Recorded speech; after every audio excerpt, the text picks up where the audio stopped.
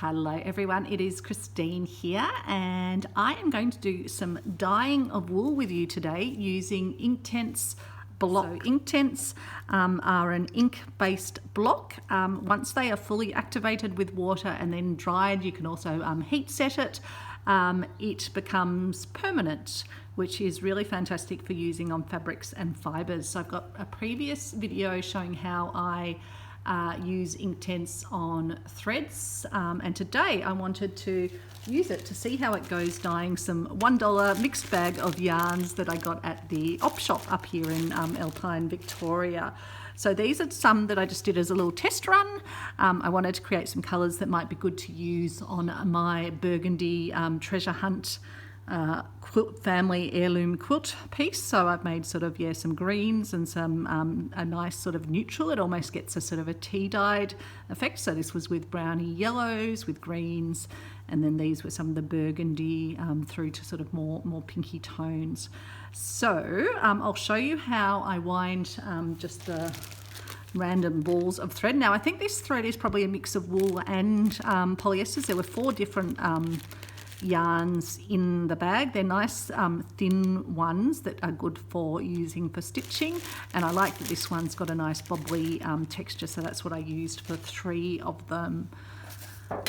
So you can also get Inktense in a pencil form and a paint pellet form. I just really like the blocks, and I use it just with one of these little sort of water based brushes. So I've got a little cup over here where I'll just keep my brush in. I've got a bowl because I want to fully submerge the wools that I've got. So I've just pre-wound these, but I'll show you how I go about doing the winding of them. Some of them are bigger and some of them are smaller. So I'm going to submerge those into my bowl so they start to get nicely soaked, because you want them soaked all the way through. So I'll pop them in there, and then let's wind. Which one will we? Let's do a bit more of this one, I think. So I think it will work on both wools and polyesters, because I'm pretty sure at least one of these wools would have some polyester in it. But you can have a go. So this is how I do the winding. I'm winding it from my elbow around to between my thumb. So I keep one of the ends up here.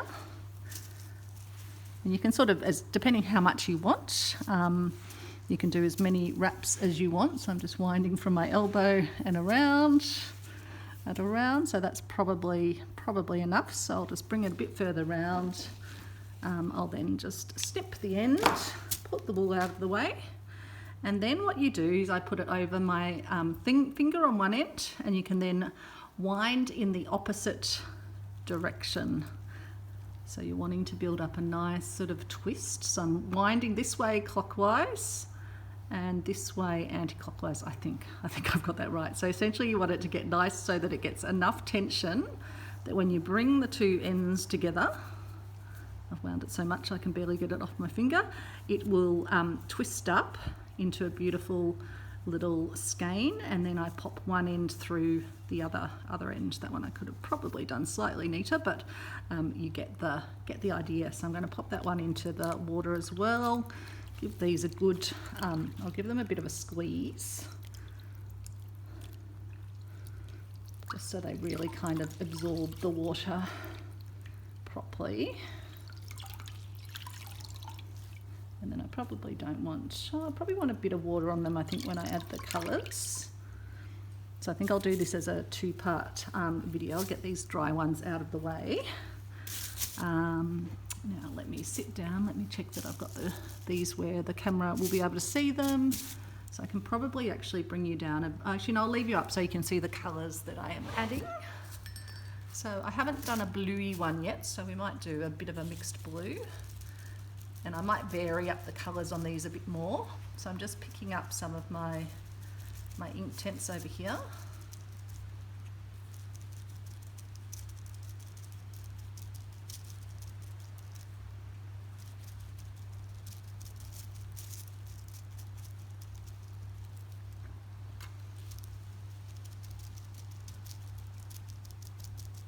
So I just want to sort of soak it all the way through, but I want to make sure that the ink is sort of sufficiently wet the pigment so that it is fully activated, and then it will be colour fast.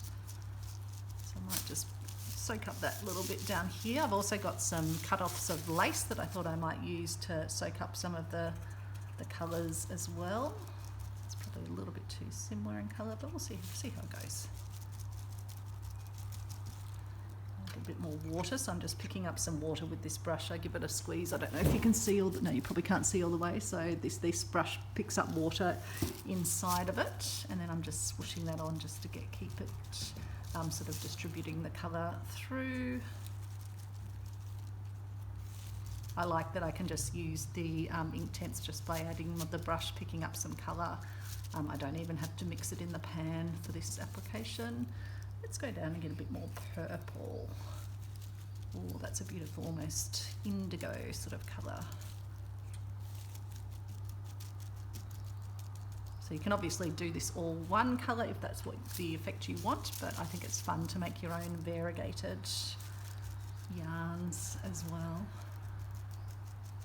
And if you can, yeah, pick up just neutral colours of wools at the op shop, often there'll be a mixed bag of things that yarns you can get. I've also got some big rolls at home that I've got as well, so this will be great that I can go and dye those too. So we'll do blues into purples, I think, for this one.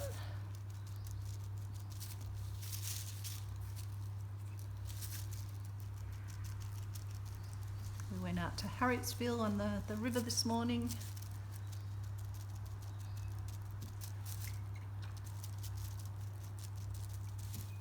And popped in to see the lovely baker over there. He has his own farm, and he makes these beautiful little danishes with his own blueberries, so I had to get one of those. He said he's seeing the bees out and about. He's happy to see them now that it's coming into beautiful spring weather, although it's a drizzly day today, but we'll head over this afternoon and go to Buckland's Valley, I think.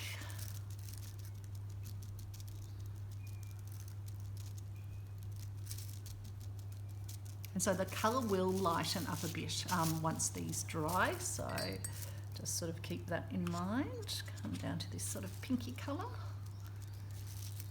And you can mix these colours as well, so if you can add in, if you wanted a bit more sort of darker tones in it, you can definitely do that, or mix colours together to get exactly the colour you wanted. Okay. So I might squeeze a bit of the colour out now, just so that it's a little bit drier, and then I'll soak some of this up with my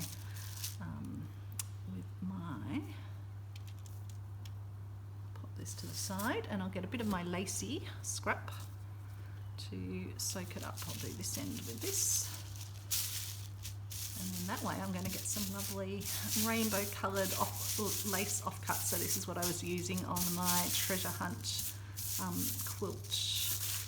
Some of the circular tablecloth that I've used at one end of it. Just keep that to the side, and underneath me here I've just got a plastic garbage bag that I can reuse many times over. So I might actually leave these in here just so that they do get fully soaked. I'll rinse my brush out, and then let's move over, and we will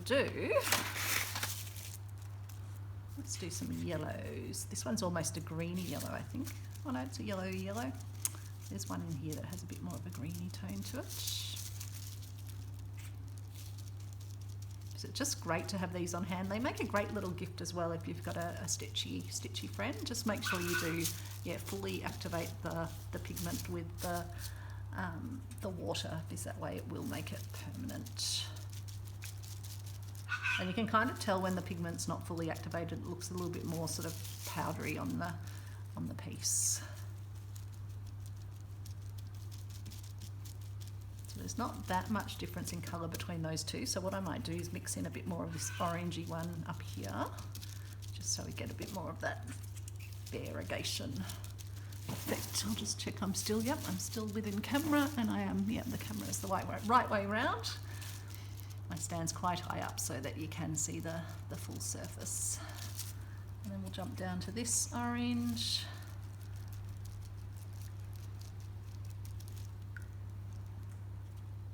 that one that I had? Yes, I think it was. So it does look a bit more pigmenty there, so I'm just going to add a bit more water and let it swoosh its way through. Make sure it's fully activating. I'll go down to this one.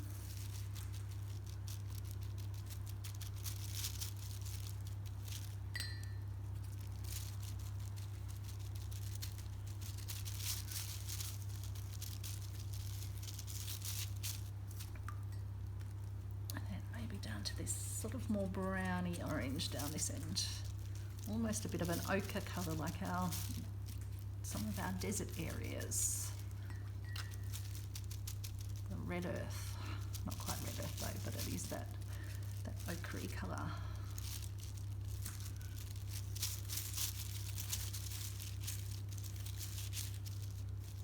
And a bit of squeeze. Again, I'll give it a little squeeze. I don't worry if there's a bit of colour transfer across the piece either. Give it a squeeze and then we'll be able to soak that up with our piece of lace. So I can soak some of it into this area. Oops, I think I flicked a little bit onto myself. Luckily I'm wearing black today. Lace probably isn't the most absorbent thing, but it's still going to, yeah, it's going to pick up some nice colour. So pop that over there. And then let's grab another one out. Let's do one of our nice bobbly ones. And we might use some greens, I think. Move these over a smidge so hopefully you can see the full greens. Yes, you can, even with those like that. I didn't actually need to move them. So we'll start down this end with a sort of a more khaki army green.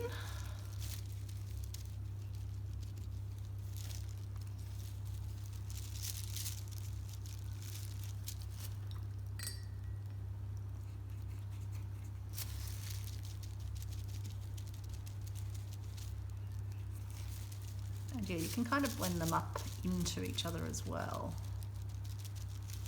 And they'll naturally sort of draw down a bit into each other also in the process.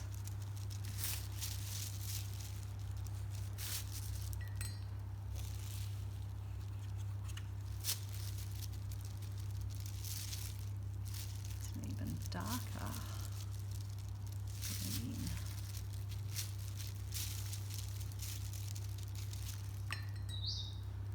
Let's get a bit more bright, vibrant green down here.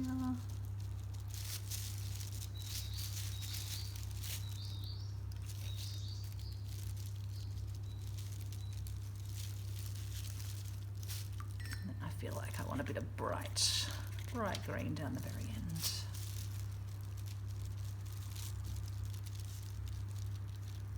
Maybe coming down to this one,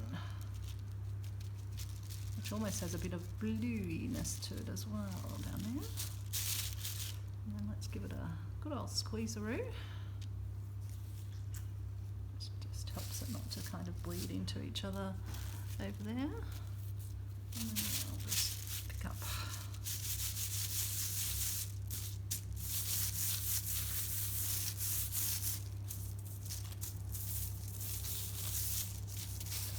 driplets over here as well. I'll just clean those up.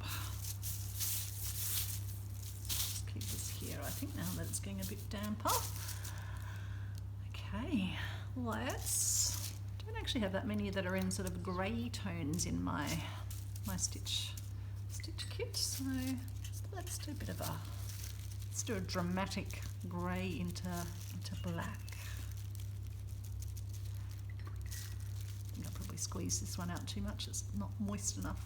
I might just dip the rest of the end in the water, get a bit more moisture over here.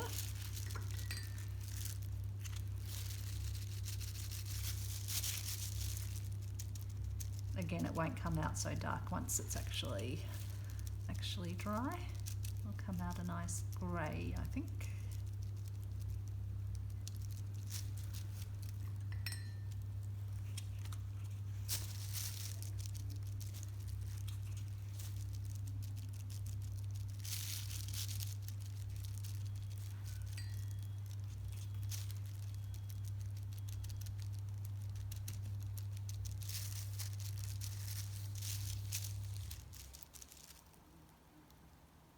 I'm almost feeling like I want to bring this down. Maybe we'll keep going down this scale. I was wondering if I brought it down into like a more bluey greys. We'll play with this because I don't often use things from this side. In fact, some of these look like I haven't actually used them yet, so it'd be nice to experiment. Let's jump down to here, which will be starting to get more into browns.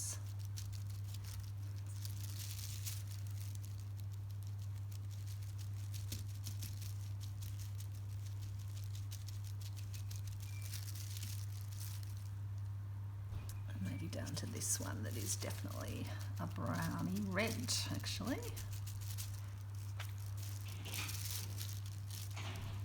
That's Travis and Alex coming back from a nice little walk.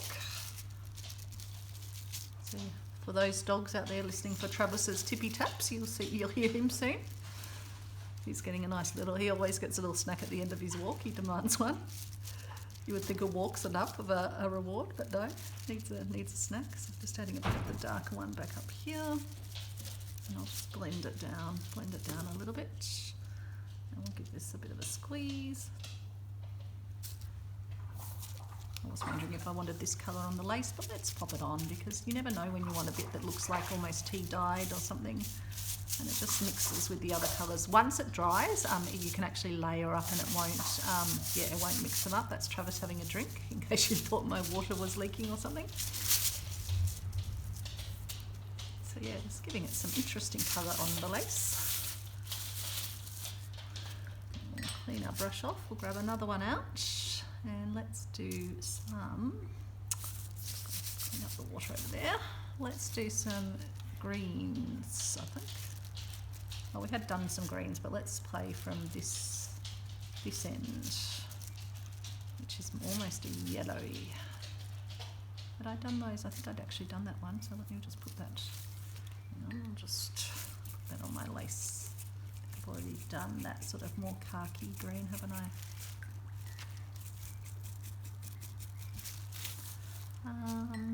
Maybe I'll do the ones more. Can't remember which ones I'd actually used.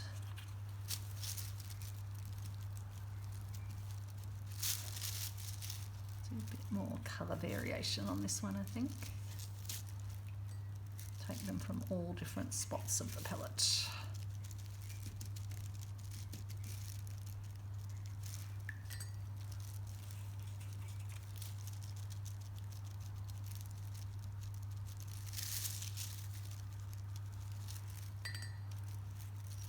Enough of that one there either.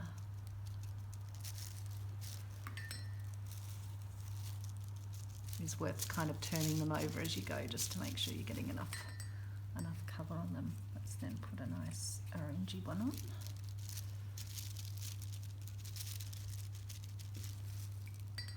And then let's go pinky pink. Pinky red.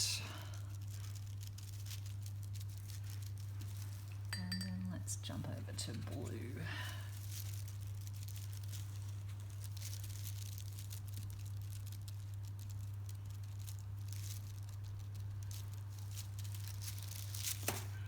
This I might need to be a bit more careful when I squeeze it because I don't want the colours to mix too much.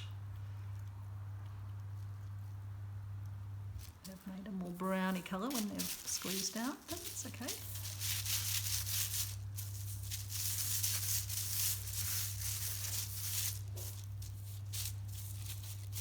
Okay, what do we think for our next one? Will we go, don't know, we'll do some more fully variegated, or do we want to do, I think we'll do a bit more red. We haven't done some pure reds. Let me just move this over here. Make sure that's a little speckle off. So let's pick up, let's do a bit more.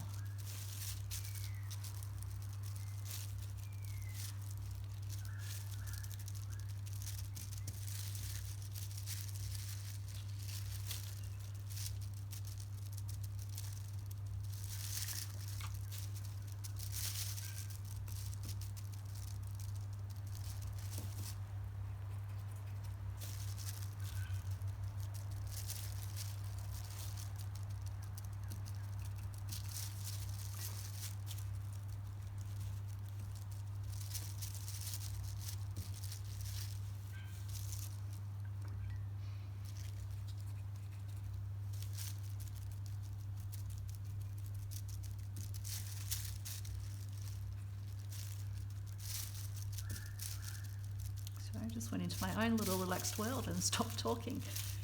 Just listening to the bird sounds outside, forgetting that I was chatting with you all.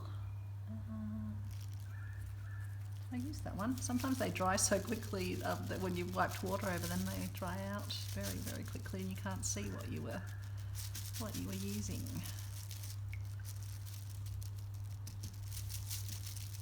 I'm just making sure it's sufficiently damp. Will we hop over into? Maybe we'll go over here into a bit of a more pinky, purpley. That's not too dramatic of a shift.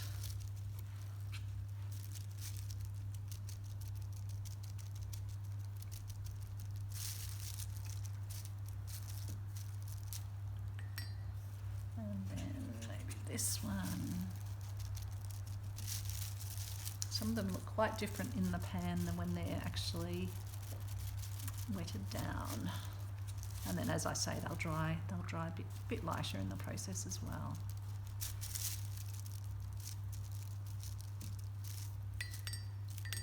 Then this one I think is quite a dark purple, isn't it? Yes. Very dramatic end to the... But I can mix a bit more of one of the other purples in with it if I don't want it to kind of look that dramatic. So I can always take a bit of this one and just brighten it up a bit. And that's the great thing, while they're wet you can blend them and they will colour blend.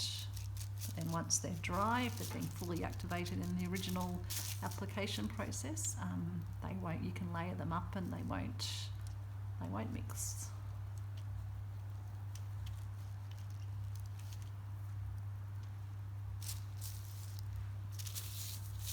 A bit of our lace and dry that up.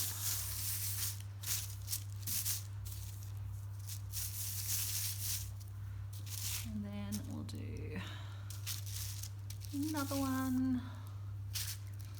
Don't know what colours. Maybe I'll do a little Christmassy one with a bit of reds, reddy colours and some greens. Maybe might be nice. Alternate those up like this.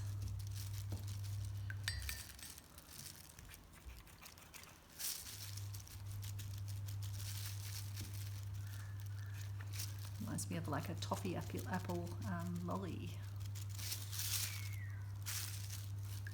As well as the actual apples coated with toffee. There used to be a lolly in Australia. I don't know if it's still around. That was like a bar that was green and red.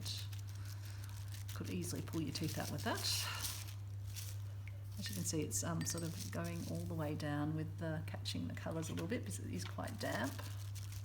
So you could sort of wring it out if you didn't want the colour to transport across the piece as much, because you will start to get a bit more of that sort of the blending and the colours will be less distinct, but I don't mind that. Just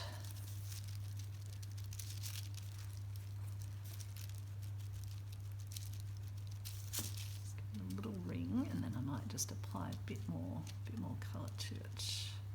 If I think I just want to put a bit more of the green on, possibly. Just a bit more of the green here.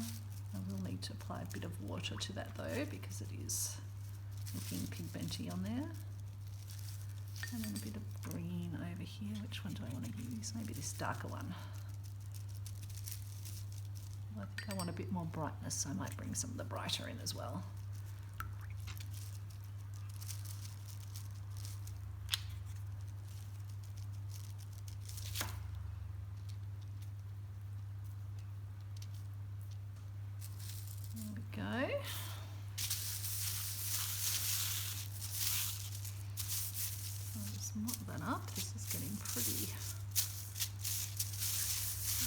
Coloured up, and I'll do one more, I think, just so we've got enough to look at when we're looking at it. When they're dry, I'll hang them out to dry while we go on our little afternoon trip, and then I might even give them just a quick. I think they'll probably dry actually hanging outside. Wondering what to do next colour-wise. Maybe I'll do a base colour and then just add some little sort of splotches across it. What would be a good sort of, maybe I'll just do like a yellowy base colour. Or actually, let's just try doing this where we put just some more splotchy bits on. This one's wet enough that the kind of the colour is activating, I think, fully. And then let's just do more splotchies. Quite a nice effect, actually. Might have to do one more after this with this effect. I suppose you don't have to fully colour it up either. It can be, still have some of its underlying thread colour. I do like that.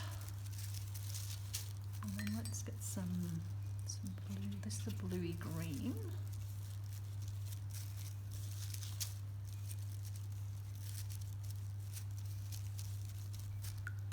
And then let's get a real blue.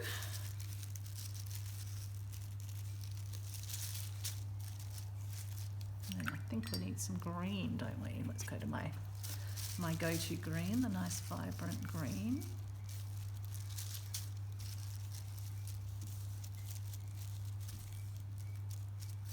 That's a bit of fun. It's definitely a bit of fun. I don't want to give this too much of a squeeze. Let me just squeeze it this way, perhaps. Yeah, I think that's fun. Okay, let's clean up. Lace has almost lost its absorbency. Okay, let's do one last splotchy one. So maybe we'll just start with this sort of yellowy colour underneath.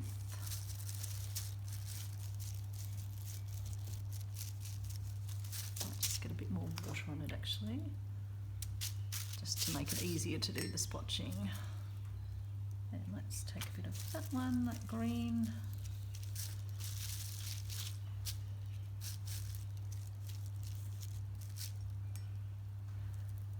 Some nice purple.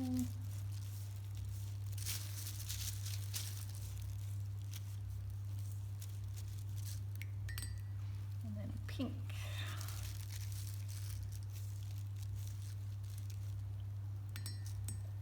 Maybe a bit of orange.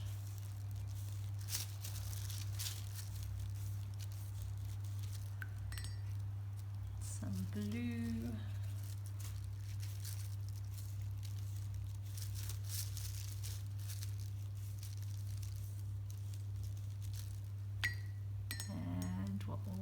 Finish with, what have we not done? Haven't done a sort of a more purpley, still going to be bluish tone, isn't it?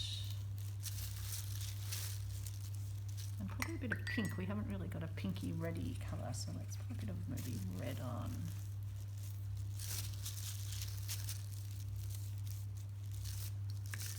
Okay, and then we'll give it a squeeze this way.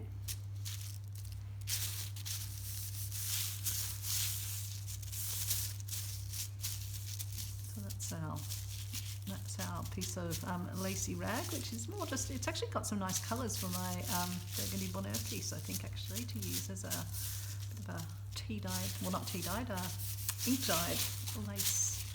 So I'll take all of these and hang them outside, and then I'll come back in a second part of this video. So just stay on the line, as we would say, and in the merest of moments for you, and in probably a few hours for me, or even a bit later on, you'll see what these ones look like once they are. Let me just move them all up so you can see them once they are dried. So I will see you soon. So it's been the merest of moments for you, but it's been a few hours for me, and I came back from our little afternoon day trip, and they were still a little bit damp, so I put them in the dryer. Now, a couple of them unravelled themselves from their little skeins while they were in the dryer, so I have rewound them. So this one, for example, stayed all done up, and you can still see how the colour graduates along the length of it. Other ones like this had undone themselves in the dryer, so when I rewound them up, you can now see that the beautiful colours are distributed through. I actually think I prefer this look because you just get to sort of, see the gorgeousness of the colours intermingling. But how fabulous has this actually come out? I am super, super pleased. Look at this one. This was the toffee sort of apple one. I just love that. And I love this wool with the sort of, the bobbliness to it. So I would be thrilled if I got a gift of these from a friend. So it's such a great idea for a stitchy friend, and especially if you sort of have scrap, or if you can get op shop wools, or you might have ends of just sort of cream or natural coloured wools. As you'll remember with this one, they don't have to be pure white. This one's sort of like an off-white, and likewise these other ones that I use, that's an off-white as well. So yeah, love that one. Love the yellows into oranges. Won't these be great for sort of like autumn stitchery, sun stitchery, just where you want a bit of brightness. I just think that's beautiful. So that one still stayed, I think mostly, I think I may have had to rewind that a bit.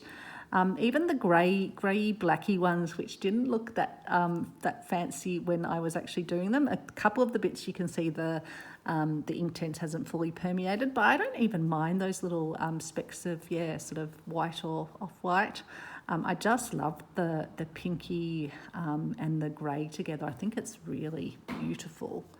And then, this one as well. In fact, and I think this one was one of the speckly ones that we put a whole lot of different speckles on. And so now that's kind of, I rewound that one and that's distributed through. This one, which is still sort of stayed tied up. So that's lovely. It'll be interesting when I do, if I rewind it the other way.